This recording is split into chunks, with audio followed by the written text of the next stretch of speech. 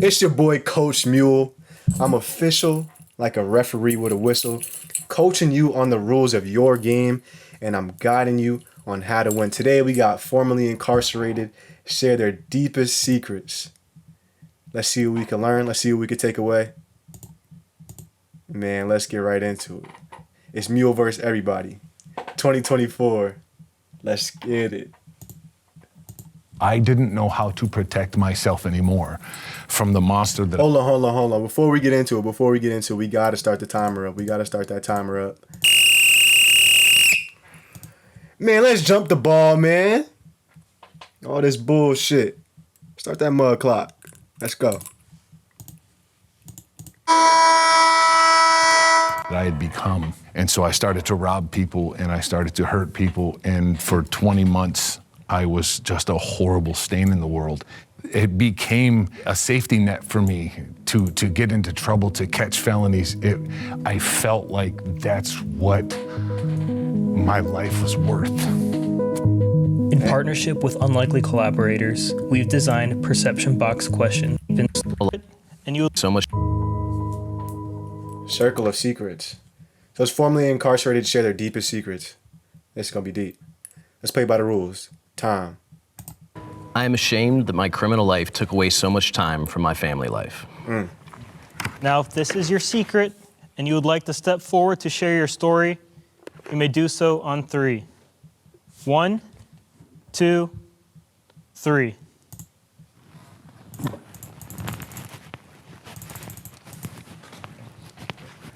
Ever since I turned 18, I've just been in and out of jail, like nonstop.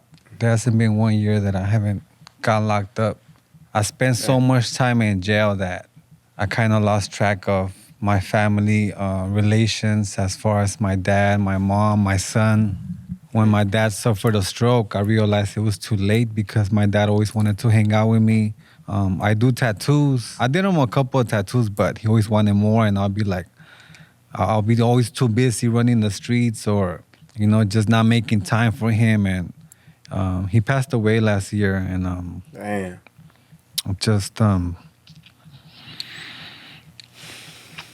I regret it. Not. He was always trying to hang out with me, and like I said, I was so busy trying to impress the wrong people, and I'm just never gonna get that time back. Holden. Trying to impress the wrong people. 2 shots. Let's go to the board here. We got 1 foul up there. Look. This is a cardinal sin. And this right here is why this man missed out on so much life, so much time. Hold on. Stop the clock. Thank y'all. This man missed out on so much time with his father who passed away because he was trying to fit in, hanging around the wrong people. And that cost him so much time. All the tattoos, all the time his dad asked him, yo man, come through, do this, do that. Them people was pulling him away from his family, pulling him away from his time, pulling him away from what really mattered to him. And he couldn't recognize it until it was too late. And now his pop's gone. 2 shots right there, man. Hanging around the wrong people. Get back into it, man. Let's play clean. Well, now I'm trying to make amends with my family. Like, I have this time now, and I just want to, make the relationships right instead of like trying to impress other people. Now I'm trying to get my family involved in what I do, and I don't want to make the same mistakes. So now everything I'm doing, even though my family might not realize it, but I'm trying, and that's all I can do is just keep trying. If anyone can relate to Mario's secret, you can step forward on 3. 1, 2, 3. Hey.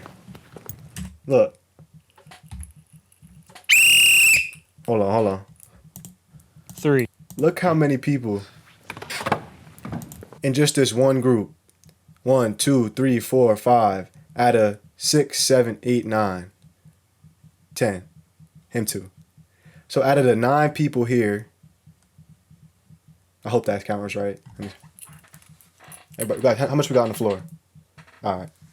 So out of those people, the majority related to missing out on time from their family because of the cardinal sin of trying to impress the wrong people, trying to run with the wrong crowd. Look, you do that, I gotta blow the whistle. I gotta blow it. I can't let that go past us. I can't let you bend the rule like that. You bullshitting.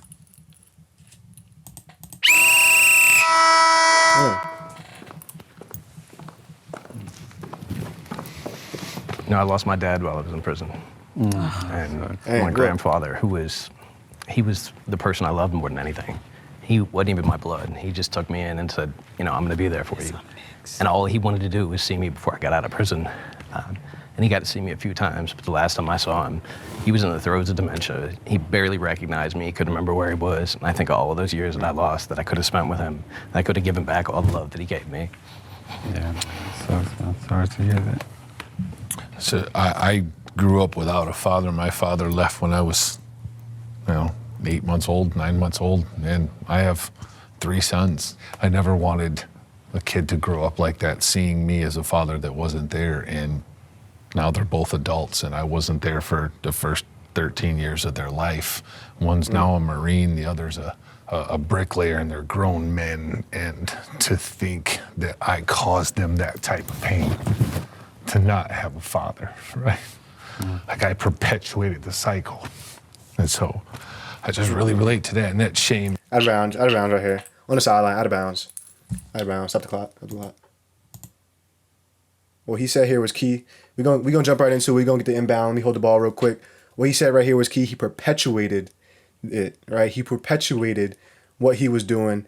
And what that means was he allowed and he doubled down and he permitted his behavior, which allowed him which allowed him to get what he wanted in that moment, allowed him to maybe hit that lick, get that little money, you feel me? Feel good real quick, seem cool, be down with the gang, be with the team. But now look, because he perpetuated that type of behavior from the people around him, and he allowed those people to do bad things in his presence, right? Or do things that didn't align with his value in his presence, he probably started doing that same thing, right?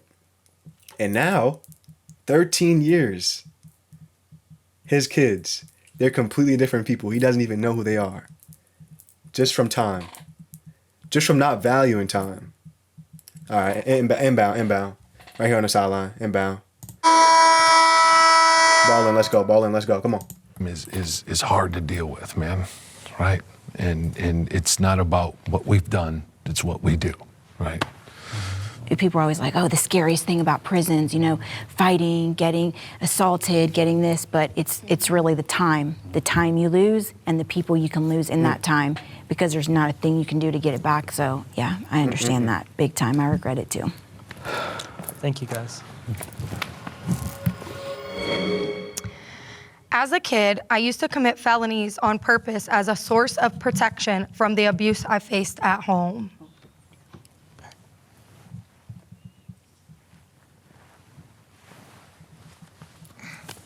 Damn. All right. When I was 5 years old, I started to get molested by my uncle. Whoa. Stop the clock.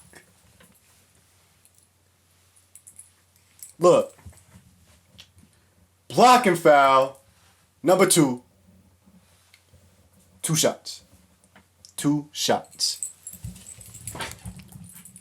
When I blow this motherfucking whistle, y'all better stop.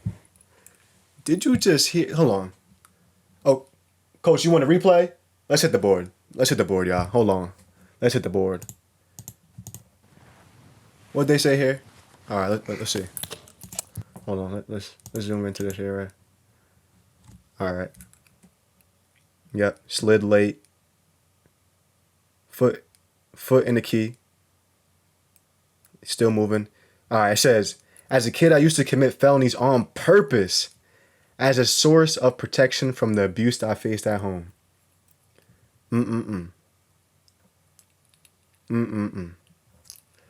Look at the cause of this. Hold on. We gotta shoot these 2 shots. We gotta come back to this one. All right. When I was 5 years old, I started to get molested by my uncle. And over the course of the next 6 years of my life, I was molested by more than 5 men.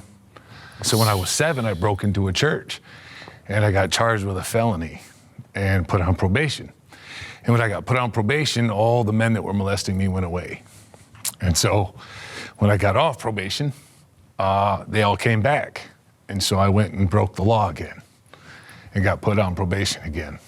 So my whole life, I continued to go out and break the law. I would purposely go out and catch felonies because this is how I protected myself.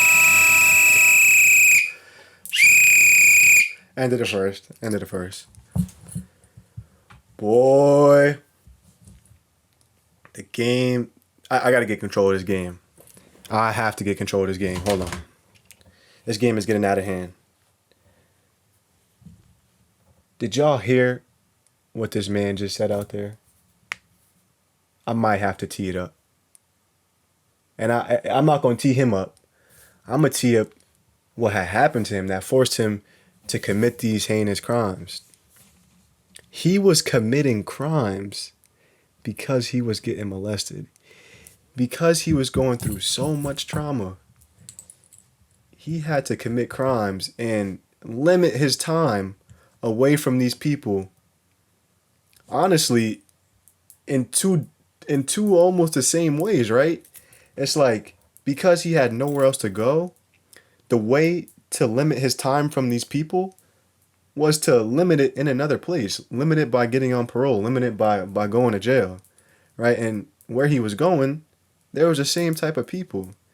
And the reason why, I'm sure, is because he knew nothing else. He knew nowhere else to go. He went to the church for safety, broke in to stay away from people who was literally, molesting him, and he had nowhere else to go.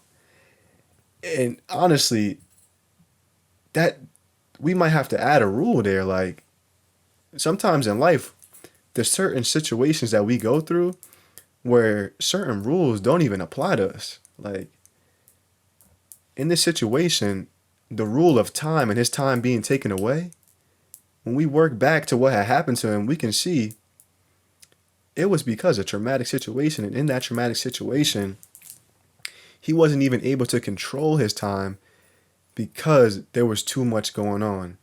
He was in escape mode. He was in fight or flight. He didn't know the value of his time. He didn't know of anywhere else to go. He didn't know of any safe places. And when you don't have safe places, it's hard to follow the rules, man. So look, we might have to let this one slide. We might have to add a rule later. Let's get into the second quarter, y'all. It's a tough one right here. It's a tough one. Hey, second quarter, come on. Get right. Let's get it. White ball. White ball, yeah, yeah. Party, white ball, baseline. Let's get into it. Come on. Here, Clean play. Family members. And so to protect myself from the abuse, that's what I would do. And I told on my uncle, and his threats came true because he would tell me as a little kid when he was molesting me, if you tell anybody, I'll have to hurt the whole family. And while he didn't hurt the family like he thought, when I told on him, he went to prison and my whole family fell apart. We no longer went to grandma's house. There was no more aunts, no more uncles, no more cousins. Everybody blamed me. It was my fault. And it turned me into this reclusive kid. And it made me a target in school because I had no self-confidence. I was horribly bullied going through school. And by the time I was 15, I had 10, 12 felonies on my record. And so the judge was sick of me and bound me over to adult court. And when I went in at 16, he sent me to prison. And I had never been taken away before. I had never been locked up. So I didn't know what was coming. And I was just this abused kid from the country. And they put me in prison when I was 16, and I was raped the first week I was there by 2 men at knife point. And it turned.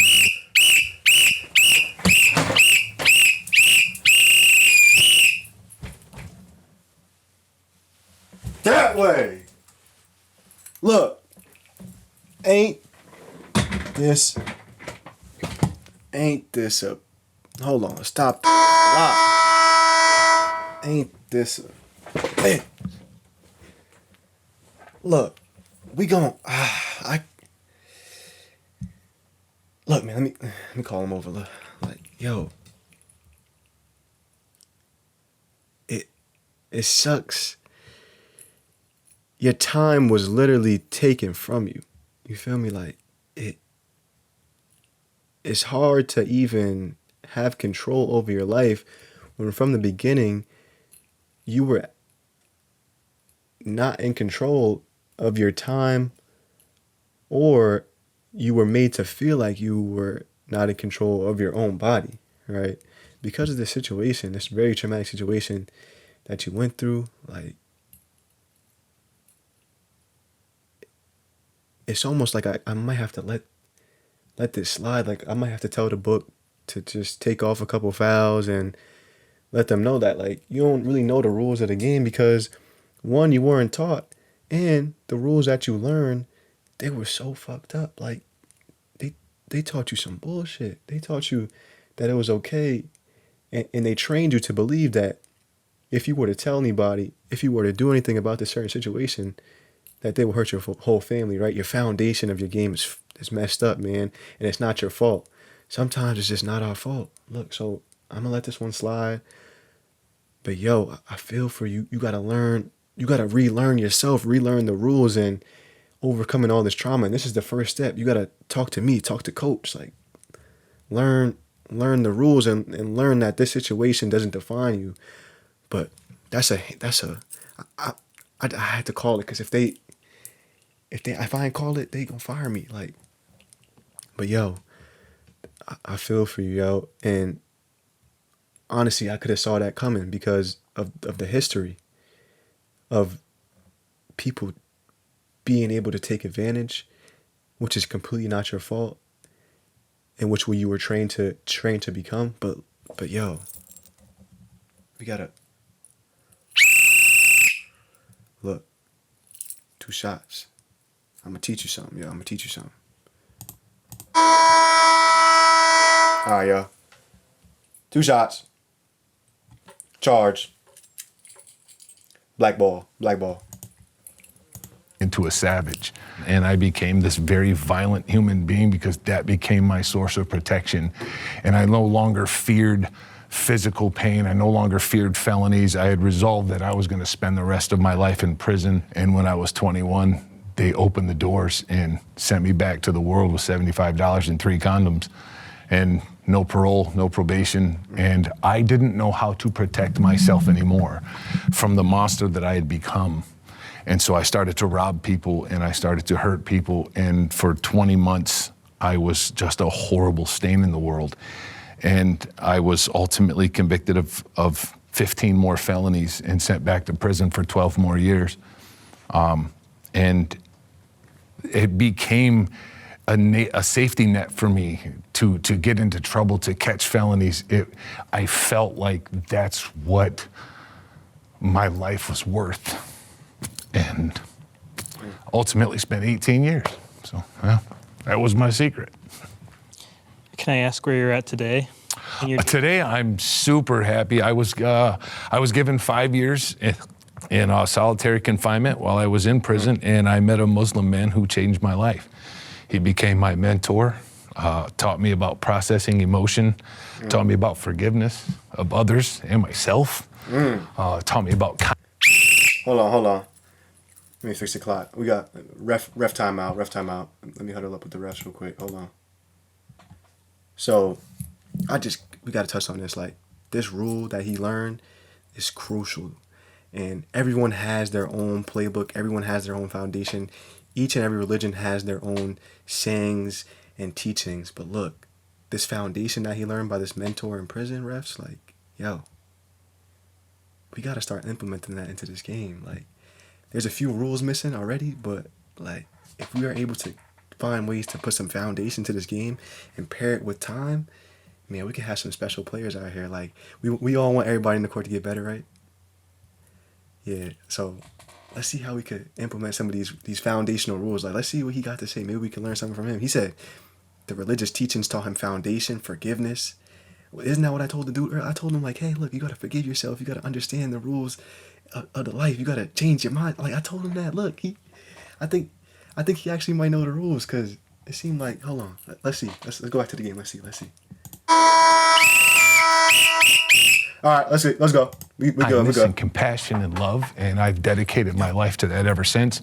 I am so whole and healed, and I spend my life helping people do it. What advice would you give to any boy or man going through any similar experiences you went through? Speak. Tell somebody. He know. Our voice is our healing mechanism. Our voice is what can save us. It's what can stop the abuse. Speak. Say something. Tell anybody that you can. Good shot. There's a lot of boys going through it. And I just want to, if I could, I'd heal the world, right? Clean. So I clean. hope that my life and my story are somehow help, right? Sorry. No, it's okay. Thank you so much for sharing. And we already know that it's going to make a huge impact on other people's lives once they hear it too. If you can relate at all to Sonny's secret, you may step forward on 3. Let's see who's standing with him. 2, 3. All right, you may turn around. Wow. Nobody else caught purposeful felonies? Nobody here can relate, but I'm sure we know that so many people will. So thank you for sharing.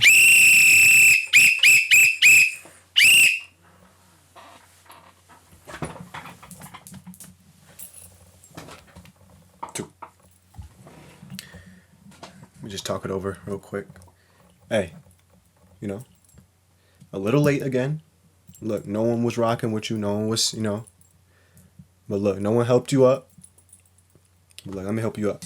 Let me give you a hand, my boy. Let me give you a hand. Look, I got you. Let me share a little something with you. All right. You was almost there.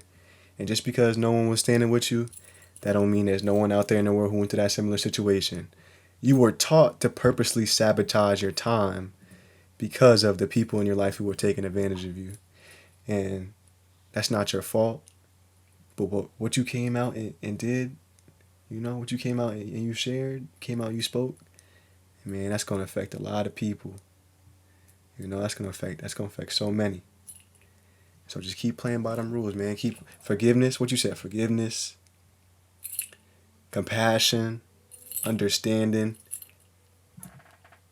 and speaking. Keep leading it. Come on, lead the team, man. Get out there, keep going. Let me help. Come on. I know you got 2 fouls. Look, 2 fouls. This is 3rd foul. But keep playing hard. Look, keep playing hard.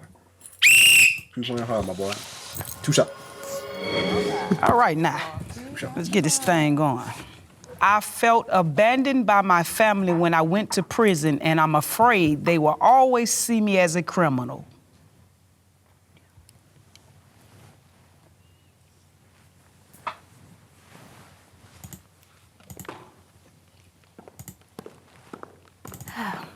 Let me put you guys in the mindset. My mother's a neurologist. My father's a psychiatrist. I'm the youngest of 7. All my brothers and sisters are well-to-do, accomplished, affluent people. No addictions, no tattoos, no incarcerations of any kind. All of them are married.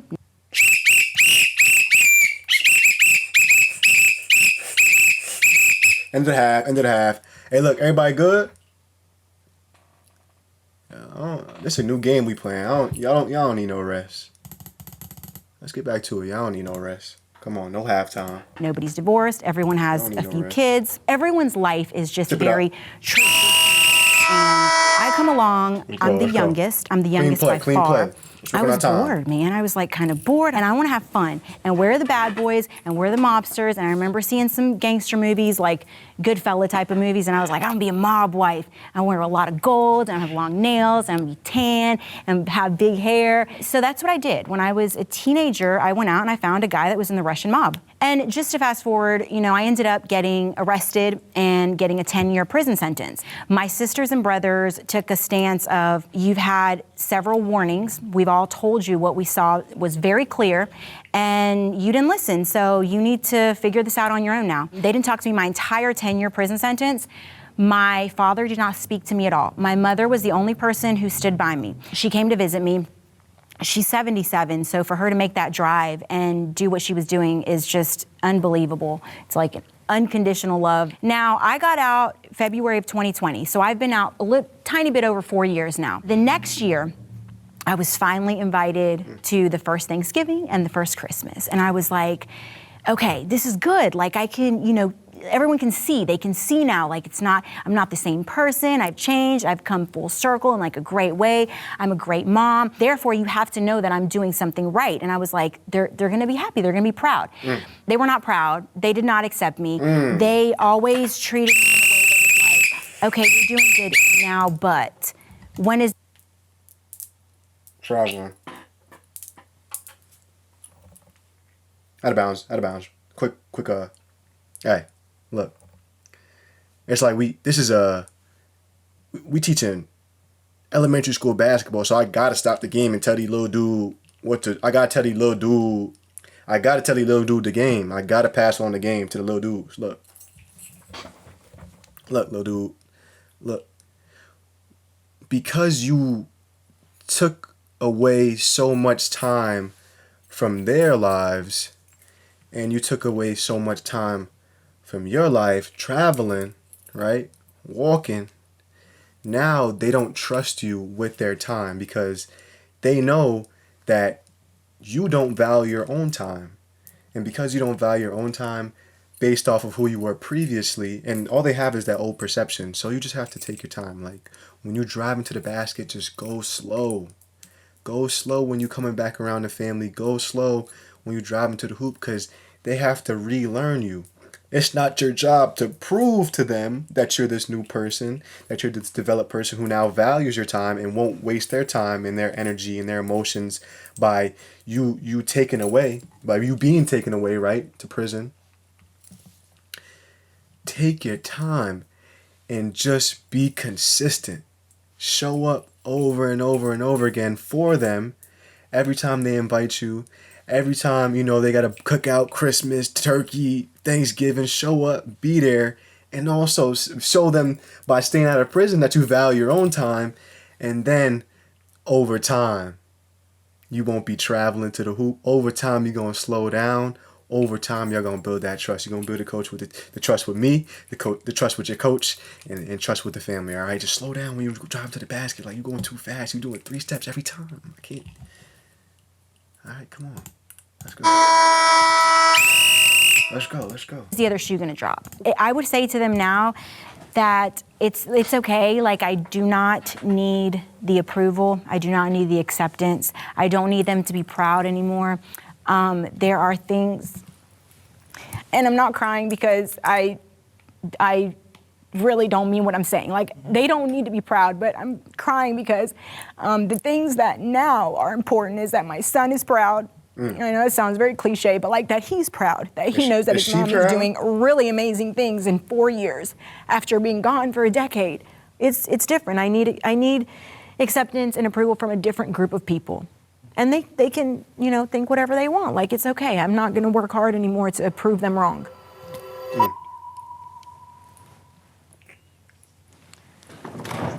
Dang. It's like the whole group. Yeah, for me, I would say that's exactly the same. Both of my folks were doctors. So you can already imagine, and especially if it's in the paper, they're like, look what you're doing to our name. Yep. And it's interesting because I went on to get my master's. I went on to, work on big, huge films. I've done a lot more than my younger siblings. But to this day, they still think. I went to try and reconcile some things with my dad back in Africa last month, and it did not go well. And as I was trying, I was choking up. And I'll never forget when he looked at me and said, just tell me, did you kill someone? And I'm like, are you serious? Like, and I had to stop there, and I ended up having that conversation saying, like, you guys still see me as that 16-year-old, yet I've taken care of my little brothers and sister. I'm doing this, what's the problem? And I ended up leaving and hoping that he doesn't pass. Wait, what'd they say when you said that? I want to know when you said, like, do you still see me as the 16-year-old? What? Were they like, yeah, we do? He shrugged his shoulders, and I just thought, wow. Oh, man. And so I think that's one of the worst things to have from your parents is them not believing you've changed when you can show them every inch of proof that you've changed. Yeah. So I went to prison when I was 16 years old, and my mom came to visit me in the jail and moved out of state that day. And I didn't see her, and that's the only family that I had. So I was on my own. I had no help, no support. I had to go figure it out myself. And my mother had a drug addiction, and she would call me whenever she got into situations with gangsters because her son was a ruthless gangster. Naturally. And to this day, that's all she sees me as is a criminal, a convict, someone that can. And so it really skews your view of family. And if you don't control that mindset, it can bleed off into the rest of your life. Somebody in prison who was actually serving a life sentence, I'll never forget what she told me. She said, blood makes you related, loyalty makes you family. And I've met the greatest people in prison that are my friends till this day, my mentors. I know we have prison families. I don't know, in like the guys' facilities, I say they really don't do that. But in women's, like I have a prison mom. She's actually still like my mom. She's my mentor, she's my financial advisor. She handles all my legal work, my LLCs, my nonprofit. She is who I call for the greatest thing I can say. Hand check. 1-1. 1-1. We need a bonus. We need a bonus. I missed a lot of calls. I was letting him play. My fault. I was letting him play. But look, I just got to highlight one thing that she said.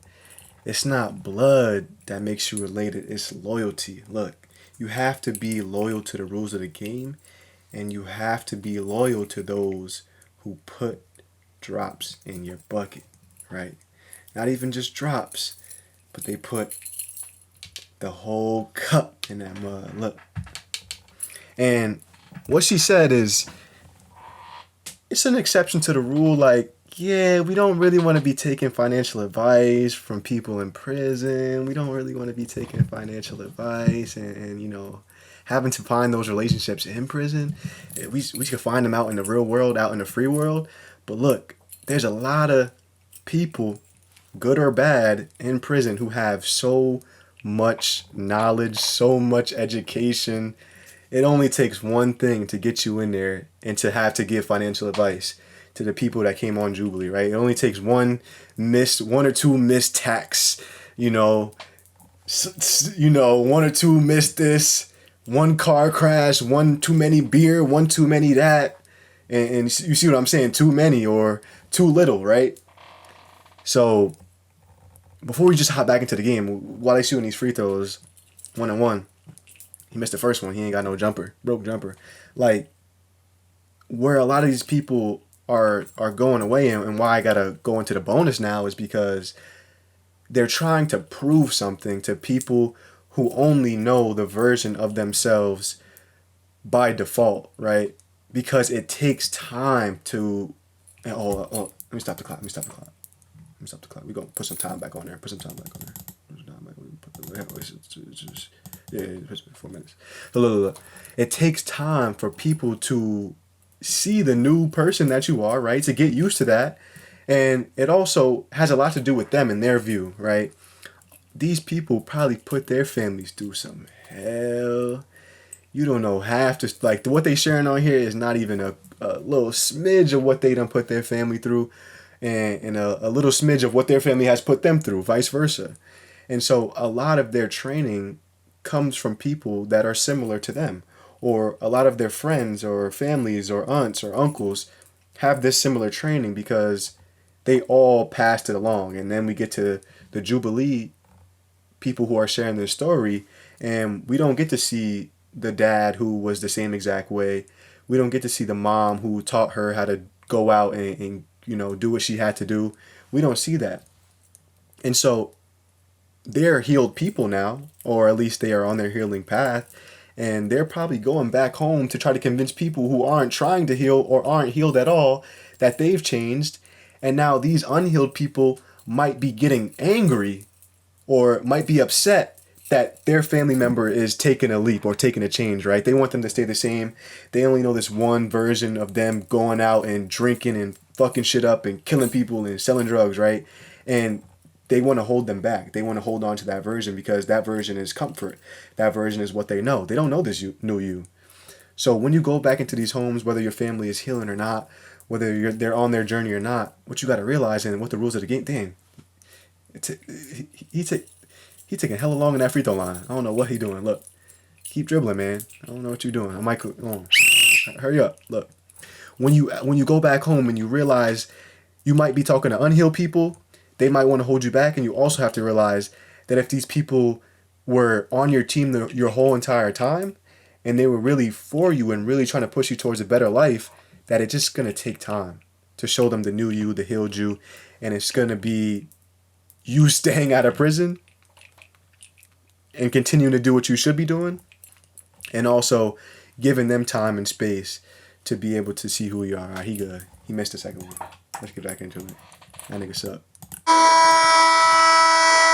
Let go. Is like, it's time to like move on, and it hurts. It hurts. Yep. My sister was my best friend. We slept in the bed together. I was scared of the dark. I slept in my sister's bed my whole life, okay, until I was grown. My sister begs me to come over. She's like, can you please come see? And I'm just like, I was begging you when I was in prison to come see me. I was begging you. I wanted to see my niece and nephews. Now they want to see me. You don't even know me. Do you know my favorite color? Do you know anything I'm doing in my life other than what you see on social media? Do you know me? We see that and her answer is always like, I want to get to know you. But you had all that time. So I would just say, like, keep looking forward and just strive for what it is that you want for you and your kid. I was suicidal when my father died while I was in prison. Out of bounds. Like, I can't let this one get past. I can't let this one get past. Look, she wants her sister to accept her for who she is now because she didn't see her in prison. Now, that's something different. Like, why would you expect someone to want to see you in that light, right? Even though it's tough, right? They know you're going through this tough time. You want to see your niece, right? You want to see your sister. You can't expect nobody to come do something for you after you done put yourself in a position to not be seen. Like, you are in jail. What do you expect? You are in jail. Like, how can you expect someone to want to come into the jail and get searched and they can't bring no gum in there? They can't bring no candy. Like, that's not an environment that is right for kids. Like, and now she's mad at her sister because she didn't want to go see her, and now that she's out, she doesn't want to go see her sister. Like, almost like she doing some type of some get back. Like, you were in prison. What do you expect? It's really her who's holding herself back from having that relationship with her sister and having that relationship with her family. It's truly her. And it's truly all of these people is what they are going to start to realize over time. They're the ones that have been holding themselves back from having these relationships. And they're the ones that are going to continue to hold themselves back because of who they've been and who they are not yet. She's not someone who knows the rules of the game and knows that she has to forgive herself, forgive her sister, and forgive the life that she was, forgive the person that she was to move on. She doesn't know that yet. So we can't even blame her. Like, we could go to out of bounds, but like, I can't call the foul because she don't know. This is third graders. Like, third graders. You niggas don't know the rules of the game.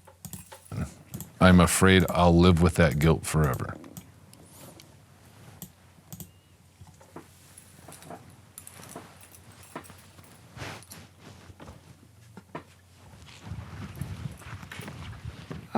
Again, I was 19 when I got incarcerated. I was 20 when my dad died. I was only in there for 1 year in the county jail. And so for a week, I couldn't get a hold of my dad. So my dad, I was his only child. Anytime I call, he was answering. Every week I had commissary. Anytime I called him and said, put money here, it was there. He was always there. So for him to not answer, I knew something was wrong. Every time I called home, I'm like, hey, did you talk to my dad? Oh, no, he didn't answer.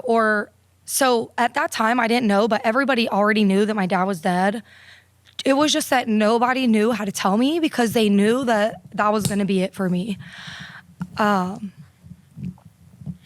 as soon as I get on the phone, I'm like, just tell me it's not my dad. And my mom was like, he passed away, I'm sorry. I lost it. I fell to the ground and I was screaming. The officers came running down there. Now, I was young, so the officers kind of took me under their wing. So they were really trying to help me, but I was so mad. I was just swinging at them, pushing stuff over. I literally ripped the chaplain's phone out of the wall. I was so mad. I was just mad at life. Like, I have to live with this for the rest of my life. I'm sitting in jail and, like, my one hero, you know, I'm daddy's girl. My one hero is now gone. Hold on. And I have to fight this fight by myself. They're playing clean. They're playing clean. They're playing clean. Y'all keep the game clean, y'all. So, keep the game clean. That was it. I was going to kill myself. Nobody knew. I didn't, you know, when you're really suicidal, you don't go tell anybody. You're not like spreading, oh. Hold on, let me just interject real quick. Let me just interject. Two shots. We're gonna let the clock run. We up 100. Just let the clock run. So this is tough because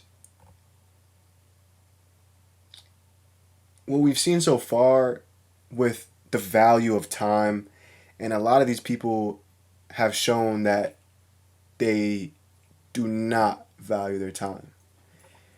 And either it's something that they've been taught, or either it's something that they've adopted over time, which is essentially the same thing.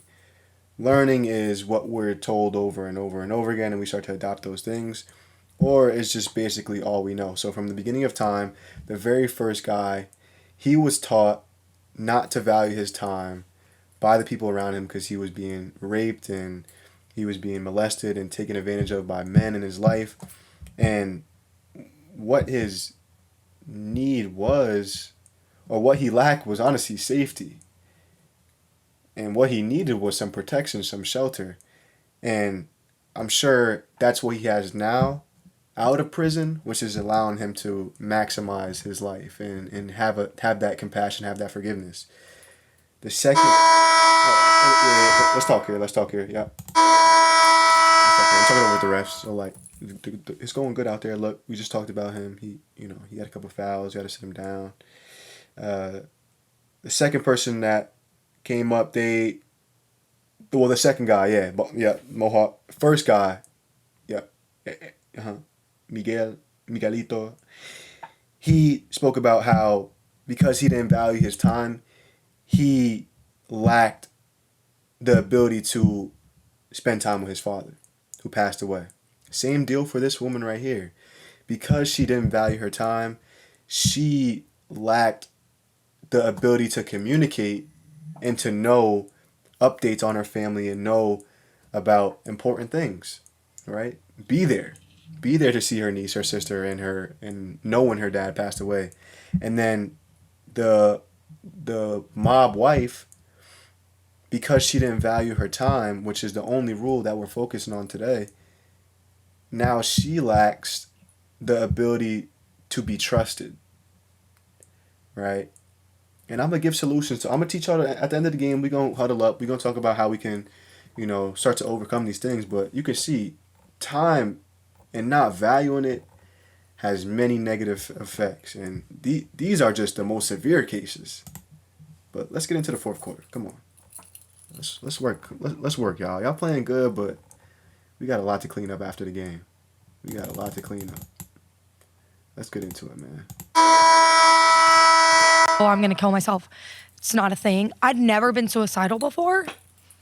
I thought it was for like the weak people, weak way out, until it happens to you. That night, an officer, who she is actually a really good friend of mine till this day, I'll never forget, there was a girl on the boat bed that's outside of the cells. When population is overcrowded, they put them on the floor in a boat bed. before lockdown, she was like, Nicolazzi, step out. And I was like, oh God, I'm going to confinement because I already showed out. I done pushed the trays down. I've been showing out. And they told the girl on the boat bed to move in my room.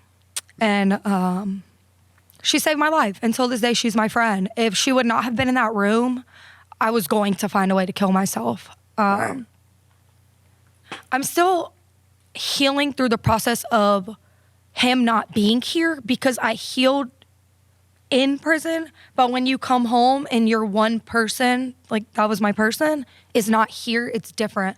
When you're in there, you miss everybody the same. Like you miss your kids, you miss your mom, you miss life. You just miss, right? But when you get out here and the reality is they're not here anymore, you reopen that wound. When I do things, I always want to call him. I'll catch myself thinking about it.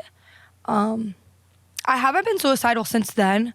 I realized like I have a purpose and my story is part of my purpose. Clean play. Clean To play. help somebody that goes through that. Clean play. Nice. Now I just want to, No call, it's the no call, complete no call. opposite. I just want to live and be everything that he believed I was no call, since a nice. little girl. And that's my goal today. I know he's my angel. I know he sees me. You got me. Like every time I do anything, like. Hey, out of bounds. Look, I gotta huddle with this. Hold on.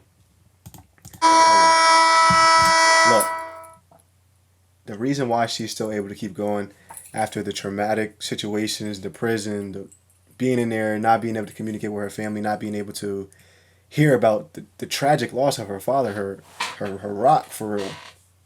She now uses it as fuel to accomplish her purpose, accomplish her goal of spreading her message and telling people and showing people through what she went through that now there's a better way, and look what she can teach you based off of what she went through, right? Experience. She experienced that loss of time, and it caused her to lack the ability to be able to not only hear about her father, but heal and miss. And now that she's out of prison, it's very different. It's a completely different world. It's like a jungle in that bit. It's like there's rules to everything, right? There's rules in jail. There's rules to the free world. There's rules to streaming. There's rules to this chat. There's rules to this video. Right here, we value time. What they value in jail, they value honey buns and push-ups. Honey buns and push-ups. They selling booed. You know what I mean? It's a different world in there. So look, in this chat, in this YouTube video, the time is extremely important. And now that she's out, she has to operate and process that miss of her father in a completely different way than she was in jail, because in jail she could wild out and throw the lunch trays and pull the phone off the wall, go crazy, go stupid. She could punch shit. She could punch the glass. She could spit on the glass. Y'all seen Scared Straight? You know what they be doing in there? Throw poo-poo on the glass. Throw pisses. They could do all types of wild monkey bullshit, right? But in the free world, you can't do that. You can't wild out at work like that when somebody dies. You cannot do that. They will send you to the jail where you can do that. They'll send you somewhere where you can do that, right? But look, in this free world, there's some rules. And now she's learning how to operate, and she's healing, and I'm sure she'll get to a place where she can go and visit her sister and know the rules of that relationship, right? But we got to realize that look what time allowed her to get to, right? Over time, she's processing. Over time, she's building her relationships. And over time, she's being able to overcome that loss. Time. It takes time. When you're watching this video, it's going to take you time to start valuing time. And let's time in. Let's go.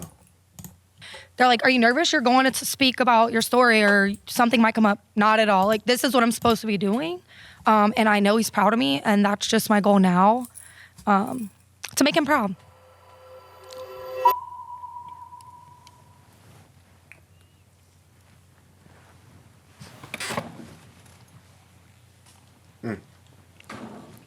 You know, when I lost my dad, I remember I was literally in shackles and jumpsuit because they were taking me from the hole. They took me up there.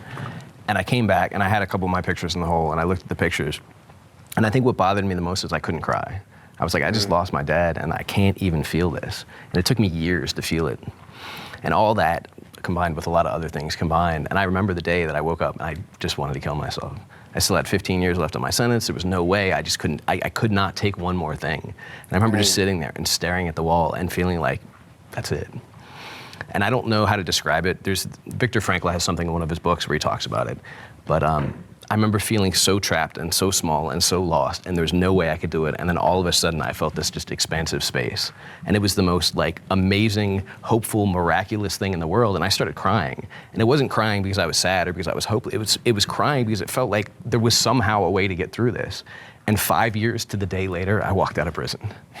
It was one of those things that I will never forget, and I will never forget that moment because every time I get lost and every time I feel hopeless, I remember that moment, and I remember that if I had taken my life that day, there's no way in the world I would have received that conditional pardon and walked out 5 years later.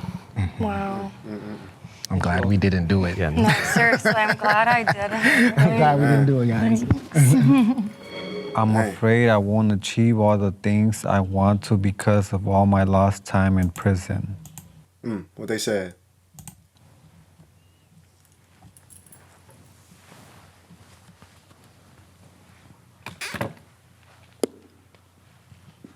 Lost time. The crazy thing is that I've been out of prison less than 3 years, and I've already accomplished more than I ever thought I would with my life. But the question really is it ever going to be enough? When I was 18 years old, I committed my crimes, and I was sentenced to serve 32 years in a state that didn't have parole. So I was an 18-year-old kid thinking that my life was over. Oh, we got a murderer. We got a murderer. Murderer. Hold on. Two shots. Baseline. Look. We must forgive. We must forgive. And that's, I'm gonna just jump right to his solution right here. He's gonna have to forgive himself. He said what I wanted to say in his prompt. He's scared he wouldn't accomplish what he wanted to accomplish, what he needed to accomplish, what he desired to accomplish because of that lost time, which is what I've been saying this whole entire time. Because he didn't value his time, and he recognized that he didn't value his time because it happened when he was so young. He didn't even know the importance of it yet. He didn't know the limited time that he has here on earth. And then on top of that, the limited amount of time that he has awake. And then on top of that, the limited amount of time that he has to pursue the things that truly matter to him. If he's able to process that, and if he's able to understand that that is important, right? Like, let's say he has a dream, or before he went to prison and committed murder, he wanted to be a NASCAR driver, or he wanted to be a baseball player, or he wanted to be a tennis player, or an engineer, right? He wanted to fix AC units. And now when he went to jail, he lost all that time, and I'm sure when he was in there, he was thinking about his passions. He was thinking about what mattered to him, and now he has to forgive himself for all that lost time. And it's going to be a hard process, but that's what we all got to do. And I got to tee him up because that was a crazy violation. You know what I mean? Like, why we murdering when we're murdering? And dealing with the shame and the guilt of the harm that I'd caused. I committed a robbery. I committed a shooting. I almost took people's lives. Oh, no. He good. He good. And in that place, I was determined that I was going to make the best of that time, that I was going to work. I got a bachelor's degree. I became a journeyman electrician. I helped start a peer support mental health program. I got articles published. I mentored. I tutored. And it was never enough because I felt like I was trying to make up for something that I had done that couldn't be made up for. I couldn't figure out a way to move forward. And they told me with an hour and a half's notice that I was getting out of prison. So instead of serving 32 years, I served 19 and was thrust out into the world with no preparation. And didn't know what I was going to do and was overwhelmed by the most basic things. I had thought like, I'll go to grad school. Man, I couldn't even hold a conversation in public without breaking down. I didn't know how to deal with crowded spaces. I didn't know how to deal with all the things that were going on. And so I determined that I was going to push harder and push further and I was going to do more. And it was never enough. You know, I've started a nonprofit since I came out, and it doesn't matter how many people we help or what we do, I don't feel like I'm doing enough. I feel like there are people that I left behind that worked just as hard as I did that haven't gotten that chance. And that until that changes, until I somehow change the world, it's not gonna be enough. What I really wanted was to find a family. Like, that's what I wanted. Damn. Out of bounds. Baseline. Look. Hey, we got a root cause here. We got a root cause. This is the fuel to his vehicle. He wanted to belong. This is what motivated him to want to achieve those high achievements, be a speaker, start his nonprofit, start what was important to him, and achieve these goals. And honestly, if he just had that belonging and that teaching and that guidance, I don't want to say that there's no chance that he goes and achieves all these things, but I would definitely like to say that there's less of a chance that he feels the need to rush to it, that he feels the need to run until the end and feel like this never-ending cycle of going after this goal or trying to push, as he explained. And it's tough to say because we're not in his shoes, but just imagine a world where there's guidance, information, resources, teaching people how to transition from different spaces, right? From here to there, from college to grad school, from grad school to corporate, from basketball to no basketball, from prison to no prison, to middle school, to just all these different transitional periods that we have in their life. Like, imagine there's more of him out there in your specific thing, right? If you're a basketball player, imagine there's a guide out there who's showing you how to get from the high school level to the college level to the semi-pro level to the professional level to overseas to G League to NBA to wherever and however far you really want to push it, right? But it all starts with you, and it all starts with knowing what is fueling you. And I promise you that if you can use the fuel instead of pouring the fuel out and wasting the fuel, that'll get you further. Like, because he knows that he wants to belong, he can use that to belong to people that accomplish and fulfill his goal and his mission, right? He can belong to groups. He can find people who he can bring together. Because you don't know your fuel, you're not able to use it to accomplish your goal yet, right? And that just takes time, like everything. First, you have to know who you are. Then you have to know what you want to do and what your fuel is. And then you have to start using it for yourself. You got to start knowing when you need to pour a little bit more fuel on your fire, right? When you need to, calm down a little bit, take a little bit fuel off, put the fuel canister to the side. But it takes time. Wall in. Let's go. Wall in. I thought a big part of that was that I was gonna find a relationship and I was gonna have kids. And then I got out, and I was in a relationship when I got out. I had met somebody through weird happenstance, and incredible person, incredible woman. And yet somehow it wasn't enough. And it wasn't that she wasn't enough, it's that I couldn't find enough in myself. Hold on. I don't know. Hold on.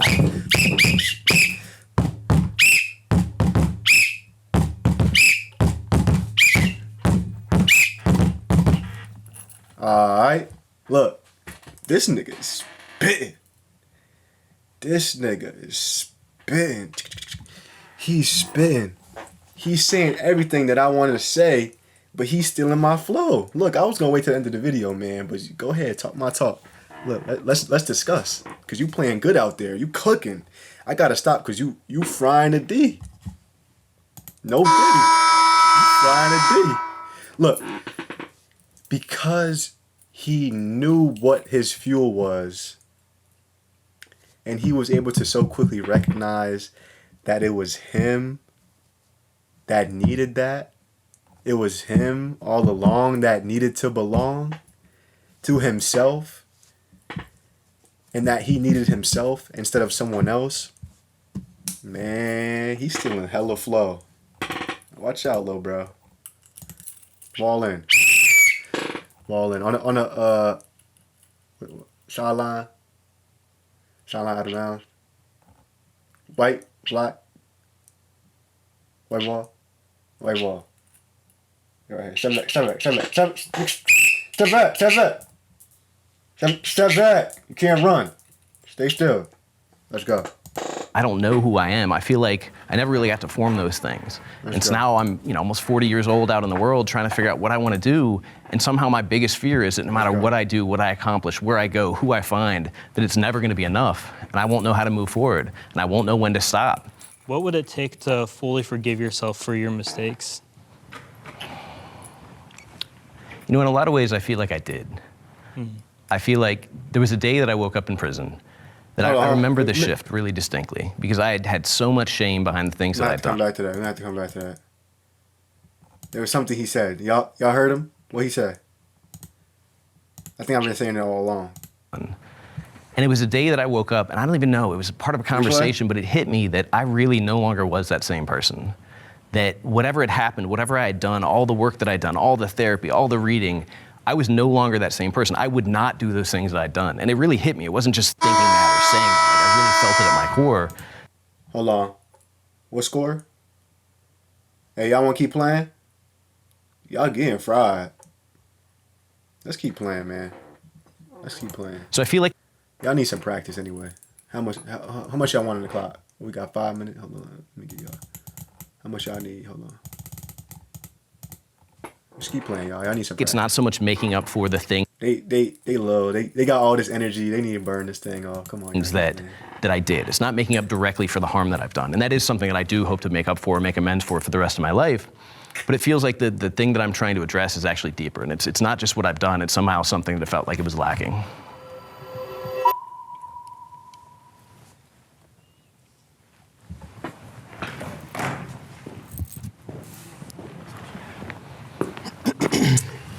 I feel like people with trauma or people that have been through a lot in life, especially incarceration. I gotta keep playing. We got to hear her story. We got to hear her. You come out and you want to achieve so much in such a short amount of time. That's not fair to the team. That you don't really I don't know, for me at least, I don't live in the present time. I'll go out with my friends and I'm answering emails and doing things on my phone and they're telling me just enjoy the time you have right now. And I feel no, there's no time to relax. And I feel like I'm constantly chasing to be better or to do more in life. So I can relate to that and that effect for me.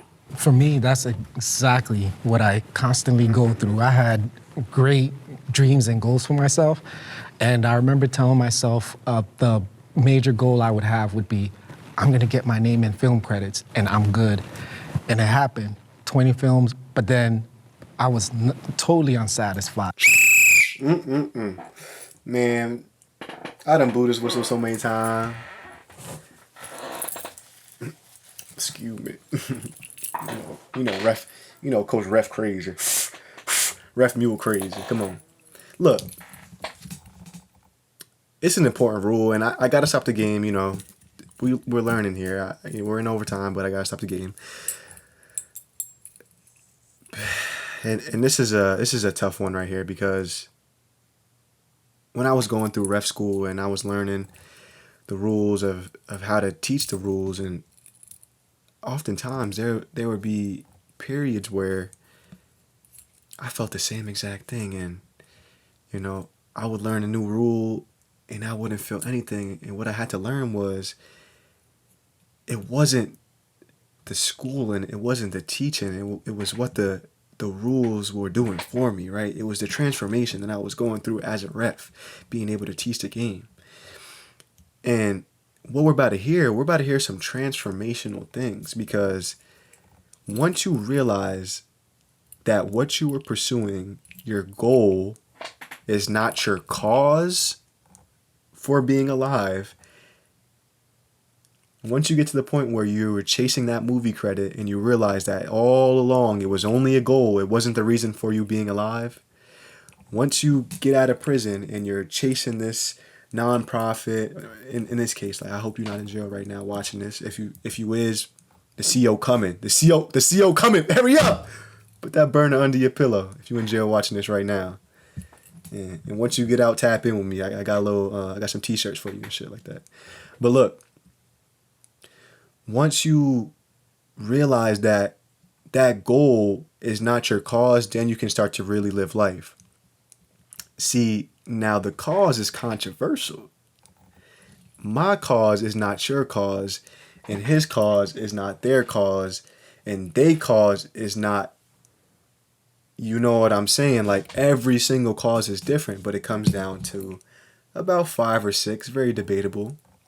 Some people chase purpose, right? And it's not a chase, right? It's a reason for doing. It's the car that we're driving, right? The goal is only the checkpoints, right? The goal is only the checkpoints. The goal, you going from New York to Florida, and you want to stop in Virginia and get you some Hardee's, get you a motherfucking sausage, egg and cheese with a biscuit with the gravy on that mug. You want to stop and get some Wendy's in Georgia because they got that lemonade with the and the Georgia, all that. Look, those are goals. And you keep eating at them places, you're going to get big. But I got some workouts for you too. Look, those are only the pit stops, right? And on the journey, there's gas stations where you're going to need to stop to fuel up, right? And knowing your individual points that you need to stop at to get fuel, to rest, to keep going is important, right? Because the more you know yourself, the more you know where you need to stop, the more you know where you need to stop, the more efficient you'll be, the more you know what type of car you have, the better you know how to drive it, and the better you know how to drive that car, the faster you'll get to your destination. And the more destinations, the more places you can go to. Now you can go to Florida, you can go to Cali, you can drive to Mexico, you can drive to Canada, you can drive to Alaska, right? Because now you have the framework. You know what type of car you got. You know your car don't turn all the way to the left, like, because when you was little, you got touched. Or you know your car don't turn all the way to the right because when you was little, nobody taught you how to wash your balls and shit like that. Nobody taught you how to shave your face. You know your car don't. But look, you can learn and you can go to a mechanic. I got a good mechanic for you. Link in the bio. Link in the description. I got a good mechanic for you. Yep. It's just all. But look, to finish off, to get back in the game, I know I don't know. The kids, y'all must be learning a lot today. The kids is learning. The kids is learning. Look, when you know your cause, right? You know what type of car you got. You know where the dings is at. You know where the bumper messed up. You know all that. Look, what you now can realize is, and what you now can avoid is putting your whole entire life, your whole entire journey around a goal, right? The goal here is not to get you in the call, right? The goal of this YouTube channel is not to entertain. It's not to inform. It's not to get clout, right? It's not to blow up and do all these jubilees and get all these views and all this attention. It's only a part of the way in which we can accomplish the main cause, right? And the main cause of this is to spread love and spread positivity and give back to others and be a shining light for others to learn more about themselves and for others to learn more about what they can accomplish in their own lives. It's not about me. It's about the kids, man. It's about the kids. It's about you. But look, don't get it confused. You get it confused, you're going to end up in prison. All of a sudden it was like, wow, I did something that most people can't do, but I have to keep going. And so I keep going. I went to the next job, next career level, kept getting hired. This is the title I want. I get all those, but to this day, I still don't feel I'm the person that I should be. And I have some certain people be like, what are you talking about, dude? You're like, you're doing it. You got all this stuff going, but what's wrong?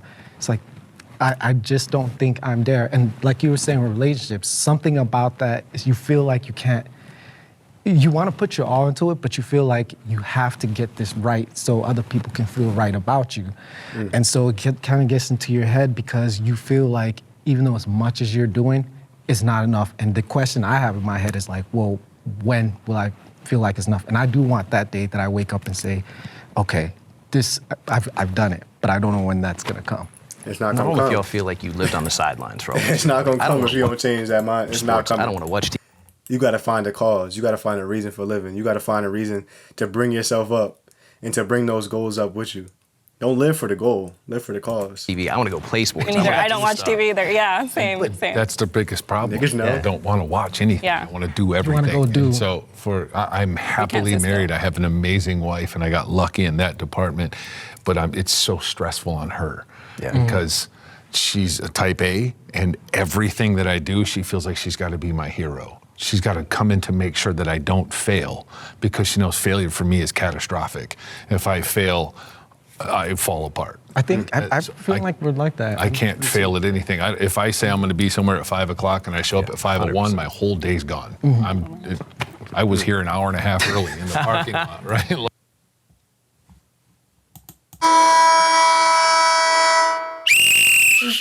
And we're going to end it right there because what he just said is a clear indication of him not truly operating from a healed space.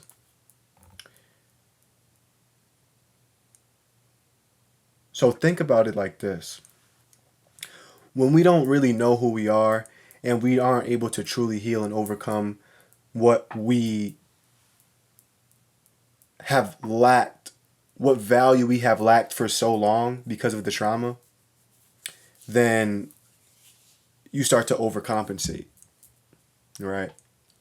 And now, because he has not truly overcome his time anxiety, his fear of missing out, his fear of being late, not only what does when he is late, right? Not only when he is late does that throw his whole entire day off, but now he has to overcompensate for the time that he lost and overcompensate for being on time and the fear of being late by showing up extremely early, which in theory leaves him with less time, right? It actually takes away time, right? From the things that truly matter to him because he's so worried about being late or this, that, and the third, right? So do you see where I'm going with this? And because we need to learn and we need to begin to understand these values and the reasons why we aren't fully embodying them from a healed space, and the way that we're going to do that is by, like he said before, talking it through. But it seems like he's still taking time to get there, and that's okay because time isn't real. And the time you're spending watching this video, it is only relative to your cause, right? It's only relative to what you are here to do. Personally, the time I spent making this is time well spent because it pushes my cause forward, right? And the time you spent watching this, it's not going to be valuable to you unless you take action, right? Unless you take action on the things and learn from what these people did, in addition to the rules that we placed in this video, which was to focus on the value of time and why these people lack that value and what prison took away from them. If you don't take anything from this video and actually apply it and use it in your world, in your time, on your clock, then you just wasted your time, right? You just wasted your time. You just raped me of my time. You just raped you of your time. So if you need help understanding your timetable, understanding your checkpoints, understanding where you need to be at, feel free. Down in the comments. Feel free. Feel free. Look, it's your boy Coach Mule. You know what it is. I'm official like a referee with a whistle. I'm coaching you on the rules of your game. And I'm teaching you, I'm guiding you, I'm showing you through these reactions how you can win at them, how you can learn them and apply them to your own life. Make sure you like, comment, subscribe. See you in the next one.